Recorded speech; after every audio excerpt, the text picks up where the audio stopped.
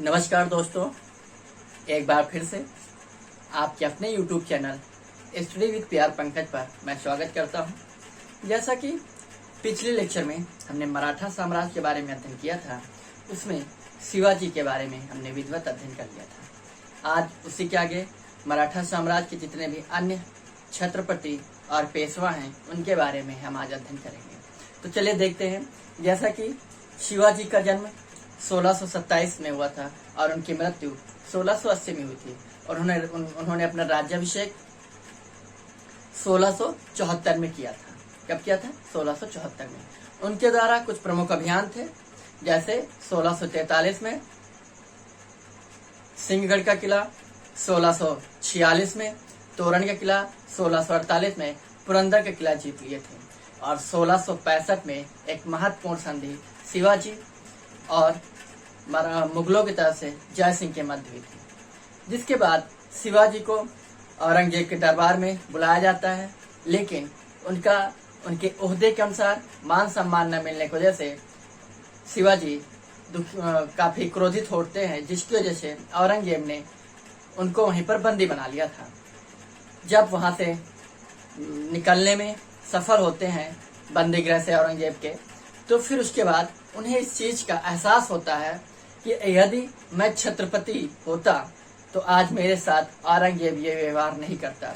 इसलिए उन्हें लगा कि अब मुझे कोई न कोई पद ग्रहण करना चाहिए, इसलिए उन्होंने छत्रपति पद ग्रहण किया था। इस प्रकार शिवाजी का कुछ रिकैप था जो मैंने आपको बता दिया है। बाकी इनके विषय में जानने के लिए आप पिछला लेक्चर देखें, उसके बाद ही इस लेक्चर को देखें। चलिए, उसके बाद शिवाजी की मृत्यु 1680 में जब हो जाती है तो उनके पुत्र संभाजी अब गद्दी पर बैठेंगे। कौन बैठेंगे? संभाजी। बात अगर संभाजी की जाए तो संभाजी एक्चुअली में इनका कार्यकाल 1680 से 1679 तक रहा है, टोटल 9 वर्ष। संभाजी अपने पिता की तरीके काफी बहादुर और एक ईमानदार और अपने साम्राज्य के प्रति, अपने राज के प्रति, अपने राज के प्रति बिल्कुल निडर और निष्ठुर होकर सेवा देते रहे हैं और ये शिवाजी के बाद दूसरे क्षत्रप रहे हैं, अर्थात छत्रपति का पद ग्रहण करने वाले दूसरे व्यक्ति संभाजी रहे, शिवाजी के पुत्र।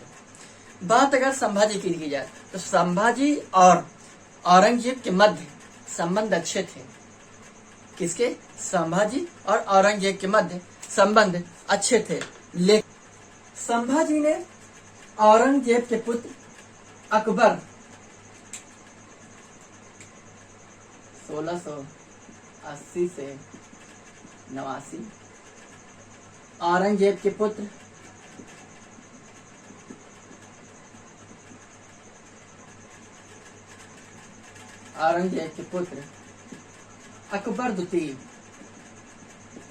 अकबर द्वितीय को संरक्षण दे दिया था, जिसकी वजह से मुगल अर्थात औरंगजेब से नाराज हो गया, जिसकी वजह से उसने अब संभाजी अपने पिता की तरह बिल्कुल चालाक और बहादुर शासक रहे हैं। लेकिन औरंगजेब ने मुबारिक खां, किसको? मुबारिक खां को भेजा था संभाजी को मारने के लिए। मुबारिक खां को दक्षिण भारत के अभियान पर ये थे, तो दक्षिण भारत मुबारिक खां को औरंगजेब ने भेजा था, जिसमें मुबारिक खां सफल हुआ और 1689 को इसने संभाजी की मृत्यु कर दी। मुबारिक खां औरंगजेब का सेनापति था।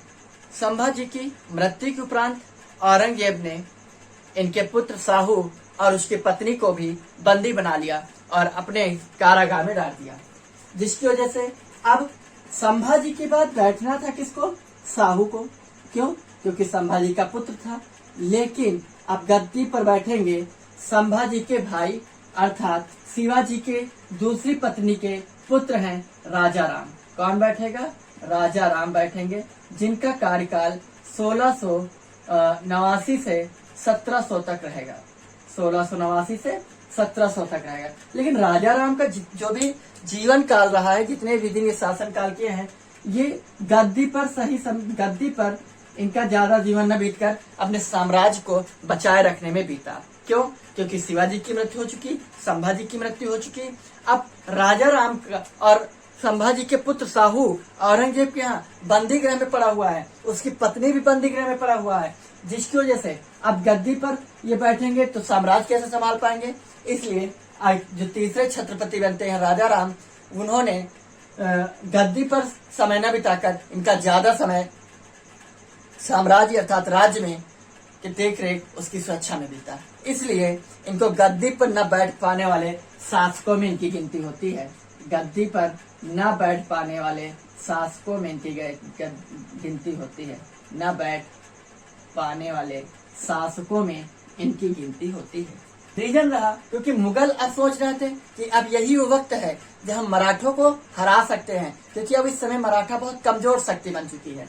लेकिन अब साहू अभी भी जेल में है, राजा राम की मृत्यु हो जाती है 1700 में, तो गद्दी पे बैठना किसको था? संभाजी के पुत्र साहू को। साहू कहाँ है? जेल में है। इसलिए 1700 से 1707 तक राजा राम का पुत्र बैठेगा शिवाजी द्वितीय के नाम से। किस नाम से बैठेगा? शिवाजी द्वितीय के नाम से गद्दी पर बैठेगा। इसकी संरक्षिका इसकी माँ ताराबाई होगी, ताराबाई, जो कि शिवाजी द्वितीय की माँ है। क्लियर? अब शिवाजी काफी हल्की उम्र में गद्दी पर बैठता है, इसलिए इसकी संरक्षिका के रूप में इसकी माँ होती है। अर्थात ये जो पीरियड है 1700 से 1707 तक का, इसे एक्चुअली में मराठा साम्राज्य का स्वतंत्रता संग्राम में स्वतंत्रता संघर्ष का शासनकाल माना जाता है। ठीक है, 1707 से 1700 से 1707 तक के पीरियड को मराठा साम्राज्य का स्वतंत्रता संग्राम या स्वतंत्रता संघर्ष का शासन काल माना जाता है। अब लेकिन संरक्षिका ताराबाई, ठीक है, सारी पावर ताराबाई के पास है, सिर्फ एक कठपुतली के रूप में इनका पुत्र गद्दी पर बैठा हुआ है। रीजन, कोई महिला गद्दी नहीं संभाल सकती है, सिर्फ इसलिए पुरुष ही संभालेगा। अब इनके दिल में कपट आ गया है। क्यों? क्योंकि 1707 में, कब? 1707 में औरंगजेब की मृत्यु हो जाएगी।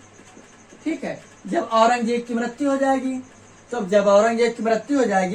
तो 1707 में साहू बाहर आ जाएगा। ठीक है, साहू कारागार से बाहर आ जाएगा, जिसकी वजह से साहू और ताराबाई के मध्य खेड़ा का युद्ध होगा। खेड़ा का युद्ध, ठीक, कौन सा युद्ध होगा? खेड़ा का युद्ध। किसके मध्य?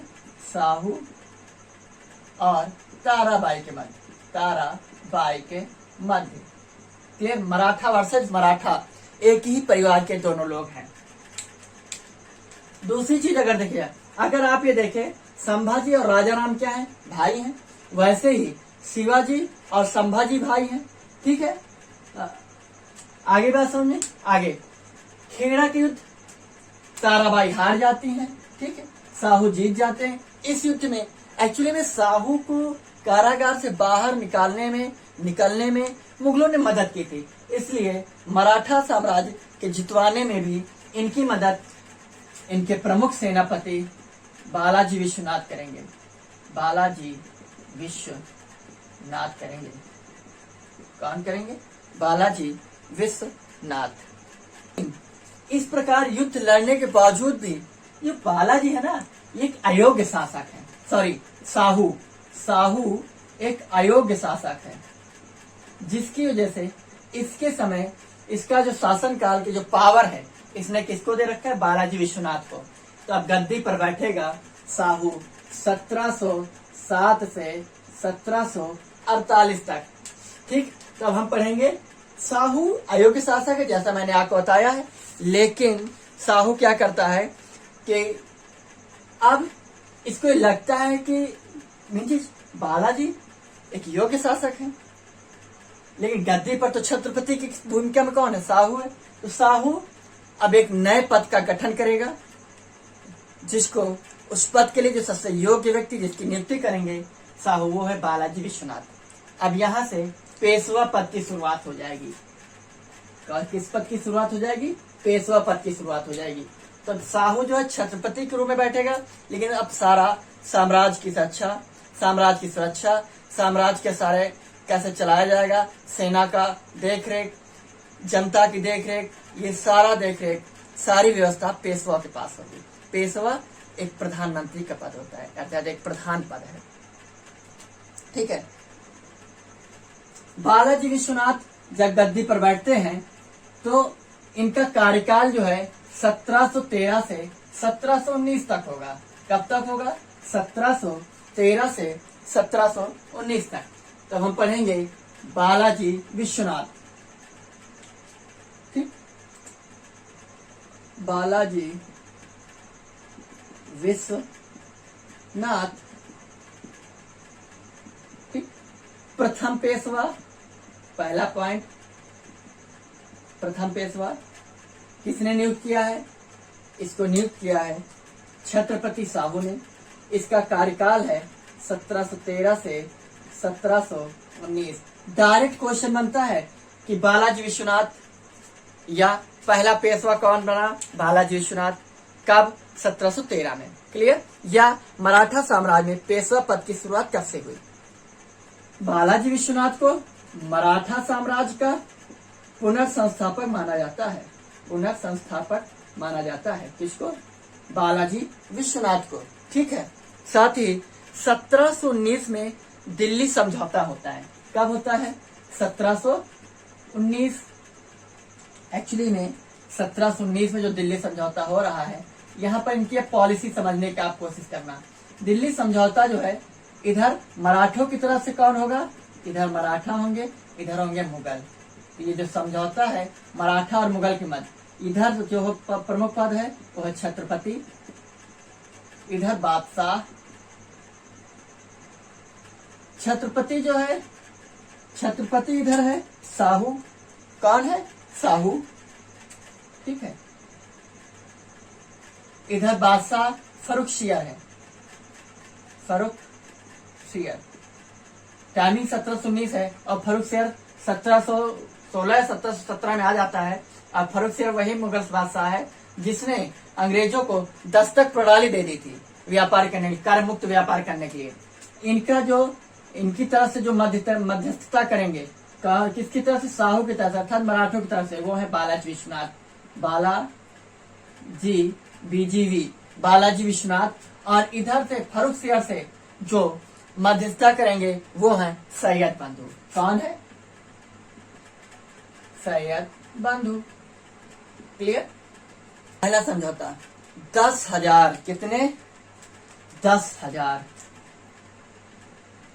1 2 3 10,000 घुड़सवार सैनिक सैयद बंधुओं के रक्षा के लिए हर वक्त तैनात होंगे।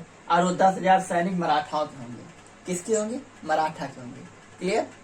10 लाख रुपए। कितने? 10 लाख रुपए मराठा मुगलों को देंगे। किसको देंगे? मुगलों को देंगे। लेकिन कितना? ये सालाना देंगे, सालाना, वार्षिक। लेकिन यहाँ पर मुगलों ने, सैयद बंधुओं ने मराठाओं को दक्षिण भारत में चौथ और सरदेश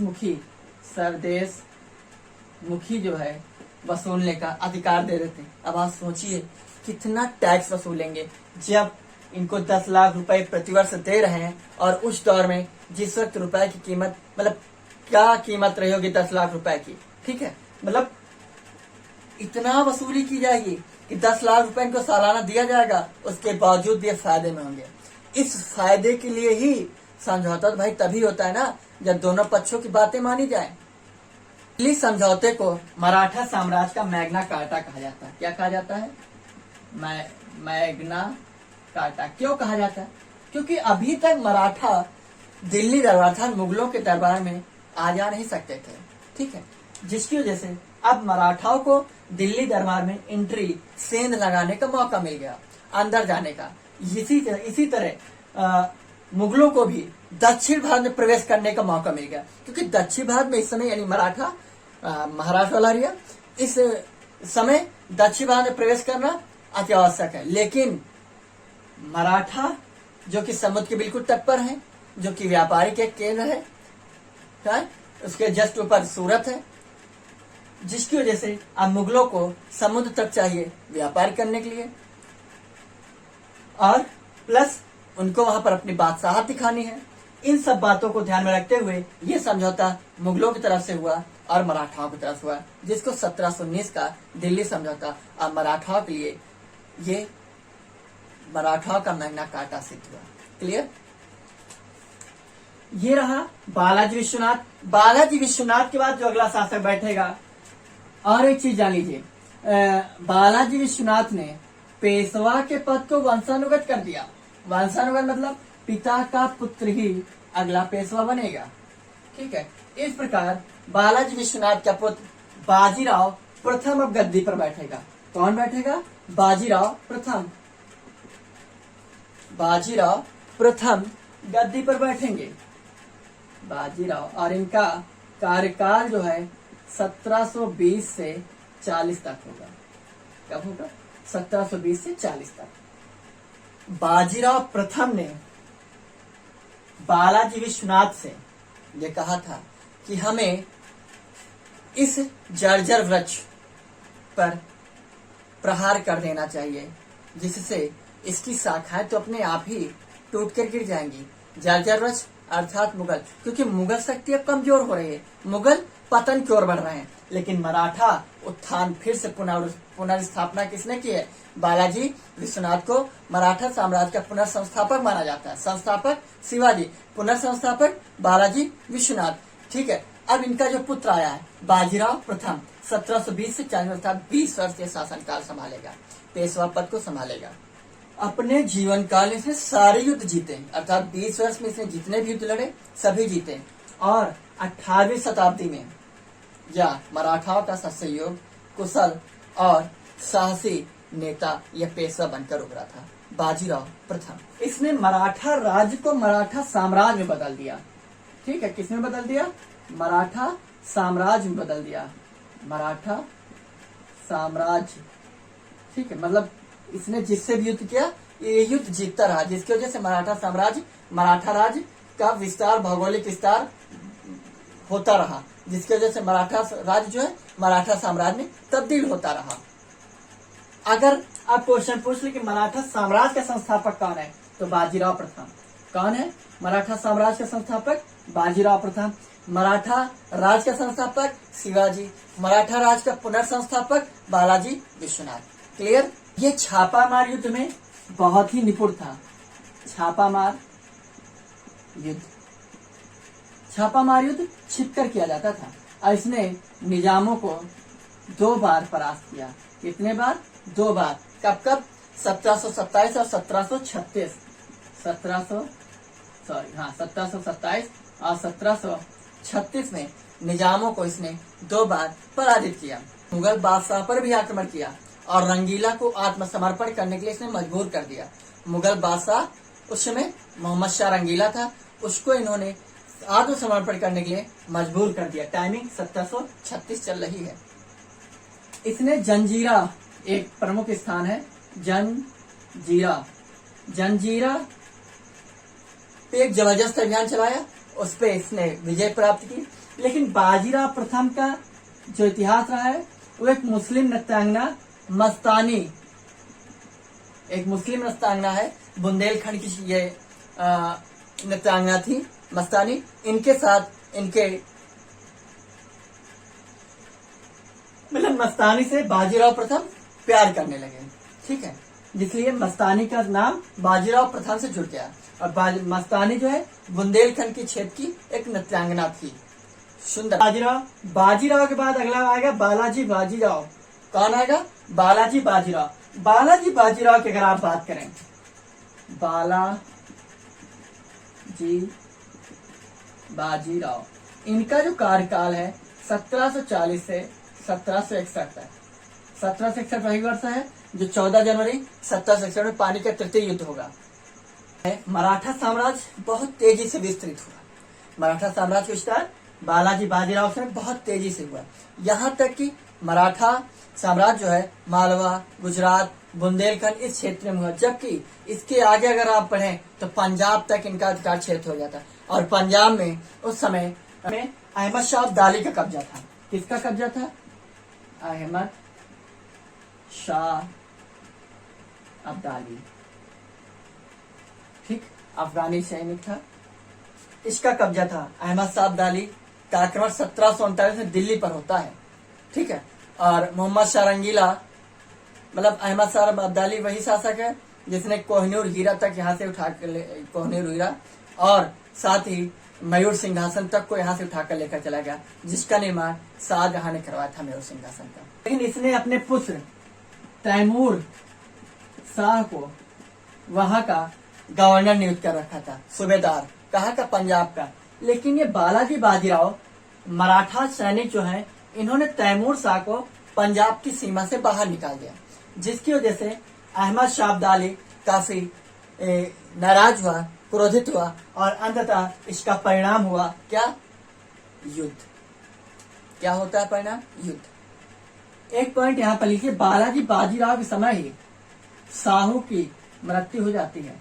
अंतिम छत्रपति जो है साहू, इनकी 1748 में मृत्यु हो जाती है। और यहीं पर 1750 में, अब कब? 1750 में सिंगौली की संधि होती है। सिंगौली की संधि बहुत पूछी जाती है। सिंगौली की संधि कब हुई थी? तो 1750 में सिंगौली की संधि। यह संधि भी मराठा वर्सेस मराठा के मध्य रही है। इसके मध्य मराठा वर्सेस मराठा। रीजन ये रहा है कि 1750 में सिंगौली जो समझौता हुआ है, ये छत्रपति का समापन हो गया। तो अब पेशवा के ऊपर कौन बैठेगा? अब पेशवा के ऊपर कौन बैठेगा? पेशवा को दिशा निर्देश कौन देगा? इन सब चीजों को ध्यान में रखते हुए अंततः समझौता होता है।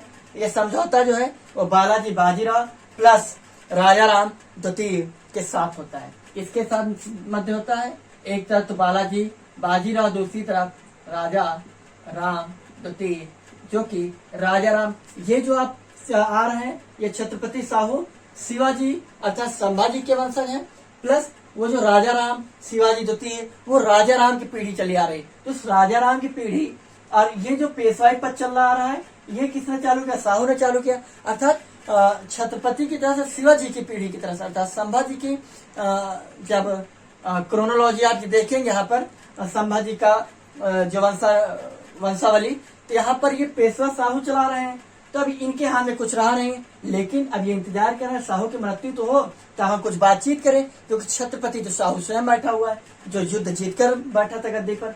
जैसे ही साहू की मृत्यु 1727 में होती है, तो यहाँ पर मराठाओं के बीच में एक द्वंद्व युद्ध छिड़ जाता है, जिसकी वजह से अब यहाँ पर ये कहते हैं अच्छा अब तो कुछ संधि वगैरह कर ली जाए। तो 1750 में सिंगौली की संधि होती है बालाजी बाजीराव और राजा राम द्वितीय की मध्य।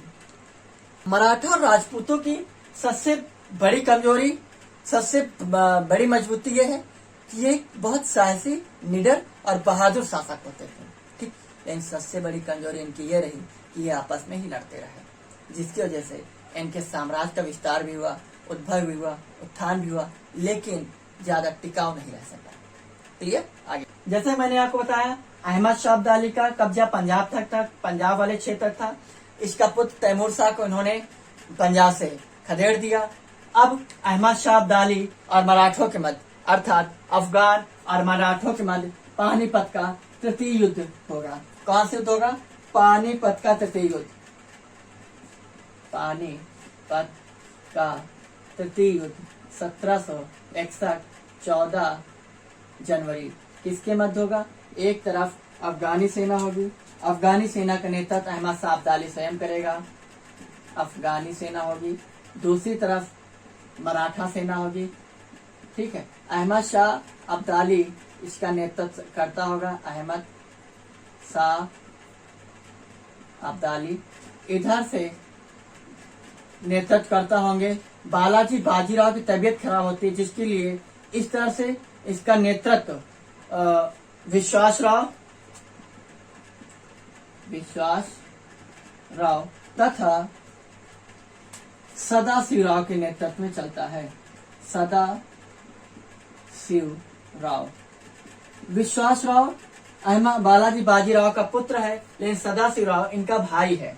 ठीक है, मराठाओं का। अफगानों की तरफ से कौन कौन शामिल होता है? शुजाउद्दौला और रोहिलखंड के शासक, रोहिलखंड के शासक। अब देखिए यहां पर समझिए, इस युद्ध को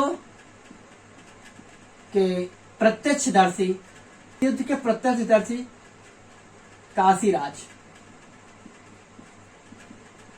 ने इसका प्रत्यक्ष वर्णन किया है। इस युद्ध के प्रत्यक्षदर्शी जो रहे वो कौन है? काशीराज। इन्होंने इसका वर्णन किया है। और अहमद शाह अब्दाली, शुजाउद्दौला, रोहिलखंड। अब मराठाओं को ये लग रहा था कि शुजाउद्दौला इनकी तरफ है। क्या लग रहा था मराठाओं को? कि सिराजुद्दौला हमारी तरफ से युद्ध लड़ेगा। लेकिन अंतिम समय में शुजाउद्दौला किसकी तरफ से लड़ा? अफगानों की तरफ से युद्ध लड़ा। पहला धोखा। दूसरा धोखा ये होता है कि ये कौन?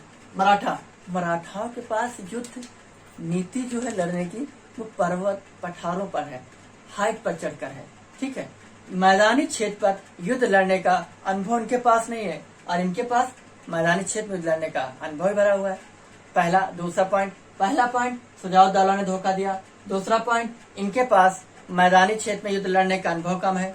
प्लस दूसरी चीज, इनको जब ये युद्ध करने जा रहे थे, कौन? मराठा, तो भरतपुर के सूरजमल इन्होंने मना किया था कि प्लीज कृपया आप ना मैदान पे युद्ध लड़ने जाए पंजाब में, क्योंकि आपको मैदानी क्षेत्र में लड़ने का अनुभव नहीं है। और ये डेट का है 14 जनवरी, जिस समय उत्तर भारत में जबरदस्त ठंडी पड़ रही है। आधे तो सैनिक ठंडी के ही मारे मर गए, मराठों के ठंड के मारे। और दक्षिण भारत मराठा में मराठा वाला जो क्षेत्र समुद्र का किनारा है, यहाँ पर तो साल भर एक ही सीजन चलता है, जिसकी वजह से इन कुछ कमियों की वजह से अफगान हार जाते हैं, मराठा ये युद्ध हार जाते हैं। ठीक, ये युद्ध हारने की वजह से बालाजी बाजीराव की मृत्यु हो जाती है। किसकी मृत्यु हो जाती है? बालाजी बाजीराव की। ठीक, ये बात आके समझ में आई। साथ ही इसी के दौर में, किसके? बालाजी बाजीराव के टाइम पर ही मराठा साम्राज्य, मराठा संघ जो है 5 शक्तियों में बढ़ जाता है। कितनी? 5 शक्तियों में। वो 5 शक्तियां कौन कौन सी हैं? जैसे पुणे के पेशवा, ग्वालियर के सिंधिया,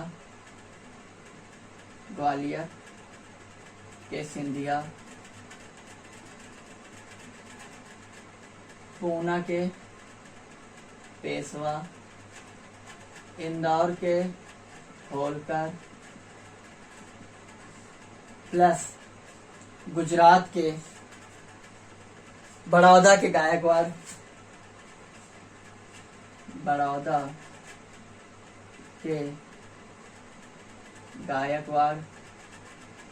और नागपुर के भोसले,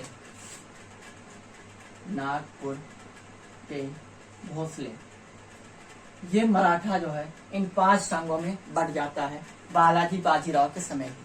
ठीक, अब यही आगे इस शक्ति को, मराठा शक्ति को कमजोर कर देंगे। क्यों? क्योंकि अभी इनके अंदर लड़ाई शुरू हो गई। पहले मराठा आपस में लड़ तो रहे थे, लेकिन अब मराठाओं में ही 5 शक्तियों में 5 संघ तैयार हो गए हैं, तब ये आपस में ही लड़ते रहेंगे, जिसकी वजह से अब मराठा शक्ति और कमजोर हो जाएगी। अब अगला शासक जो आएगा उसका नाम है माधवराव।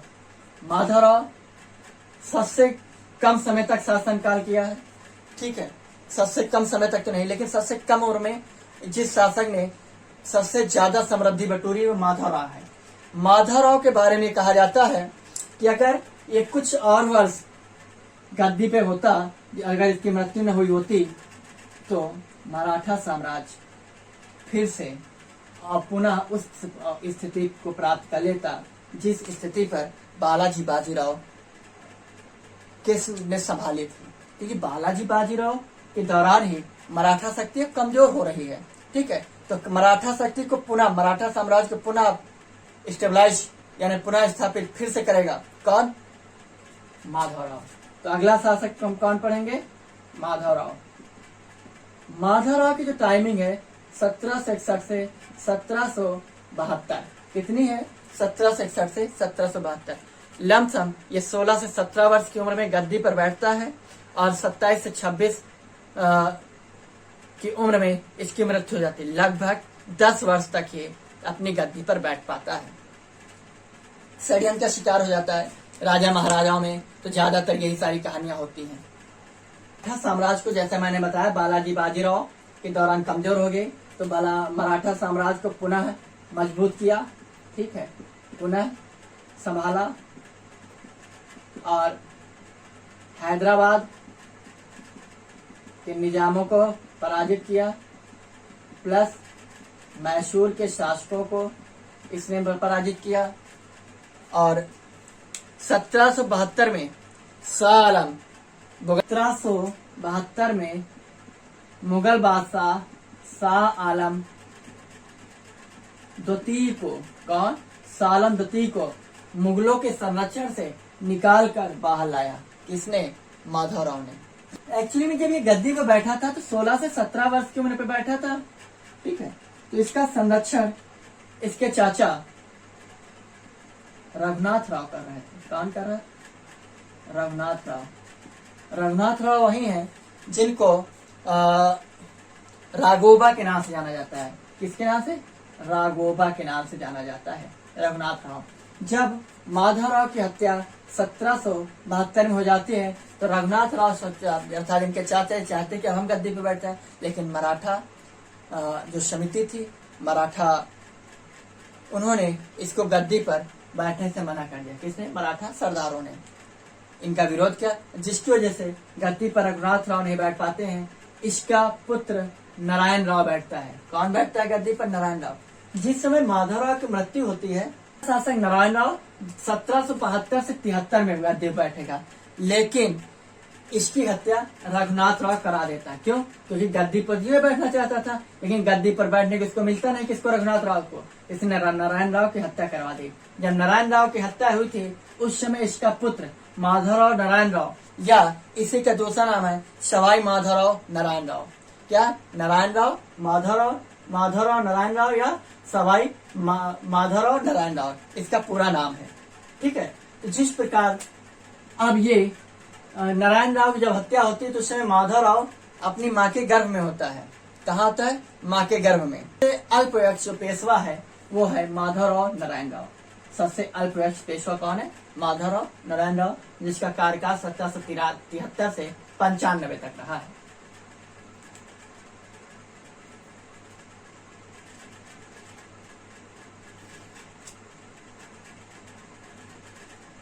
इसका संरक्षक कौन होगा? माधवराव नारायण राव का। इसका संरक्षक होगा नाना फडणवीस।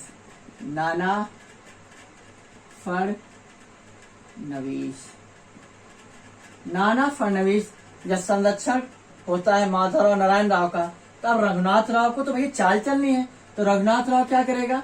रघुनाथ राव अंग्रेजों से मदद लेगा। जब अंग्रेजों से मदद लेगा तो अंततः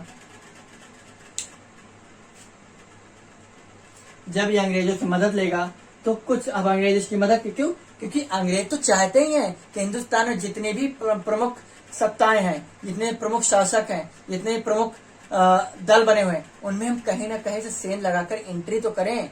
कोई ऐसा प्यादा मिले जो मेरी तरफ खिंचता हुआ है और उसको लालच दें और उसके माध्यम से हम उस सत्ता, उस साम्राज्य, उस शासक में एंट्री प्रवेश कर सके। तो अंग्रेजों को मौका मिल गया रघुनाथ राव। तो रघुनाथ राव जब मिल जाएगा तो अब युद्ध शुरू हो जाएंगे। किसके?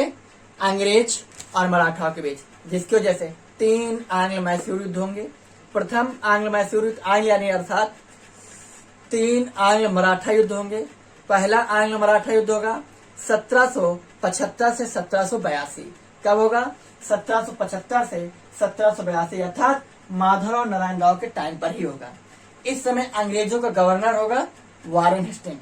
कौन होगा? वारेन हेस्टिंग, जो कि 1772 में गद्दी पर बैठ जाता है वारेन हेस्टिंग, ठीक है। और 1773 रेगुलेटिंग एक्ट होता है। 1774 में वह गवर्नर जनरल बन जाता है बंगाल का। जब प्रथम आंग्ल मैसूर युद्ध होगा, प्रथम आंग्ल मराठा युद्ध, तो प्रथम आंग्ल मराठा युद्ध में जो होती है उसकी शुरुआत जो होती है वो सूरत संधि से होती है। किससे होती है? सूरत। प्रथम आंग्ल मराठा संधि, ठीक है। प्रथम आंग्ल मराठा संधि है, प्रथम आंग्ल मराठा युद्ध। प्रथम आंग्ल मराठा युद्ध की जो टाइमिंग है, युद्ध करिए ज्यादा अच्छा रहेगा, युद्ध, इसकी जो टाइमिंग है 1775 से 1782, ठीक है। लमसम 7 वर्ष चलेगा ये युद्ध। और इसमें इसकी शुरुआत सूरत संधि से होती है, सूरत संधि से होती है, लेकिन इसकी समापन साल बाई की संधि से होती है, साल बाई की संधि। साल बाई की संधि से प्रथम आंग्ल मराठा युद्ध समाप्त हो जाता है। कब? 1782 में। अब जैसा मैंने आपको बताया था, माधवराव नारायण राव काफी अल्पवयस्क शासक रहा है, जिसका संरक्षक नाना फडणवीस रहा है। तो इसके हाथ में कभी भी सत्ता आती नहीं है, ठीक है। सत्ता का असली भोग नाना फडणवीस करता है, जिसकी वजह से माधवराव नारायण राव परेशान होकर आत्महत्या कर लेता है 1795 में, जिसकी वजह से अब नारायण रघुनाथ राव को ये मौका मिल जाता है नाना फडणवीस पर दबाव बनाने का। और मराठा सरदार अंततः हार कर, और रघुनाथ राव का संबंध किससे है? अंग्रेजों से है, जिसकी वजह से अब रघुनाथ राव अपने पुत्र बाजीराव द्वितीय को गद्दी पर बैठाएगा। और बाजीराव द्वितीय की युद्ध का टाइमिंग है 1796 से 1818। बाजीराव द्वितीय का जो दुश्मन है वो है पेशवा परिवार। कौन है? पेशवा परिवार। पूना के पेशवा रहे, ये इनके सबसे ज्यादा दुश्मन रहे, जिसकी वजह से बाजीराव द्वितीय ने अंग्रेजों से अंततः संधि कर ली अपने संरक्षण के लिए। जो संधि होती है वो होती है, यानी अब शुरू हो जाता है द्वितीय आंग्ल मराठा युद्ध। द्वितीय आंग्ल मराठा युद्ध की जो टाइमिंग है वो है 1803 से 1805। 1803 से 1805 द्वितीय आंग्ल युद्ध, द्वितीय आंग्ल मराठा युद्ध होता है। लेकिन इसके पहले 1802 में एक संधि होती है जिसका नाम है बेसिन की संधि। ये जो संधि हो रही है ये हो रही है east India company versus Peshwa के मध्य। पूना के पेशवा के मध्य संधि हो रही है, ठीक है, बेसिन की संधि। अब पेशवा बाजीराव, पेशवा बाजीराव द्वितीय, पेशवा बाजीराव द्वितीय को अंग्रेजों का संरक्षण प्राप्त होता है, जिसके तहत ये कहा जाता है कि अब EIC की लगभग 60,000 सेना कहाँ रहेगी? पूना में रहेगी। कहाँ रहेगी? 60,000 सेना पूना में रहेगी। अभी इसके पहले अगर आप देखें, जब अंग्रेज पढ़ाएंगे हम आपको ब्रिटिशर्स को, तो 1799 में सहायक संधि शुरू हो जाती है, ठीक है। सहायक उसी के तहत उसमें भी कुछ ऐसी शर्तें थी। तो बेसिन की संधि के तहत इनको तो भाई संरक्षण, इनको सुरक्षा चाहिए, संरक्षक चाहिए, तो इन्होंने इनके 60,000 सैनिकों को अपने दरबार में रखेंगे, इसके अंग्रेजों की ईस्ट इंडिया कंपनी के।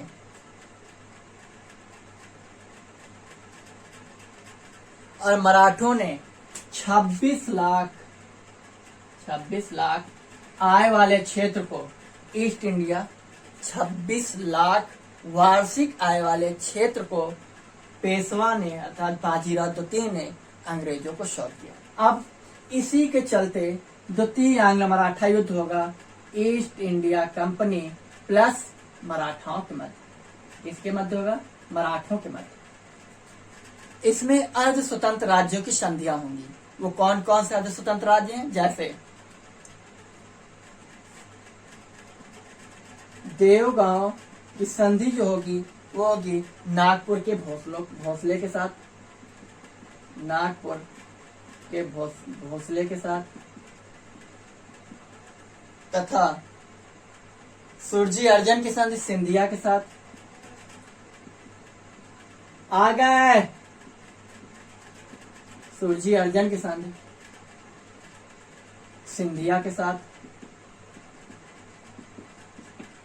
तथा राजापुर घाट की संधि होलकर के साथ। राजापुर घाट की संधि होलकर के साथ होगी। ठीक है, होलकर ये वही होलकर है जो कि अहिल्याबाई होलकर, इसी परिवार में इनका विवाह हुआ था। अहिल्याबाई होलकर लेकिन इसी होलकर परिवार में हुआ था। होलकर जो कि स्थित इंदौर के थे। अब तृतीय आंग्ल मराठा युद्ध, तृतीय आंग्ल मराठा युद्ध, ये तृतीय आंग्ल मराठा युद्ध जो है ये होगा आपका 1817 से 1818। ठीक है, लमसम इस युद्ध में कई सारे परिणाम निकल के आएंगे और सारे अंग्रेजों के पक्ष में होंगे। जैसे इसमें ग्वालियर की संधि सिंधियाओं के साथ हो जाएगी। ग्वालियर की संधि किसके साथ? सिंधिया के साथ। मंदसौर की संधि होलकर के साथ, और पूना की संधि पेशवा के साथ हो जाएगी अंग्रेजों की। साथ ही बाजीराव द्वितीय को, किसको? इस बाजीराव द्वितीय को अंग्रेज बिठूर में बैठा देंगे पेंशन भोगी बनाकर। ठीक है, और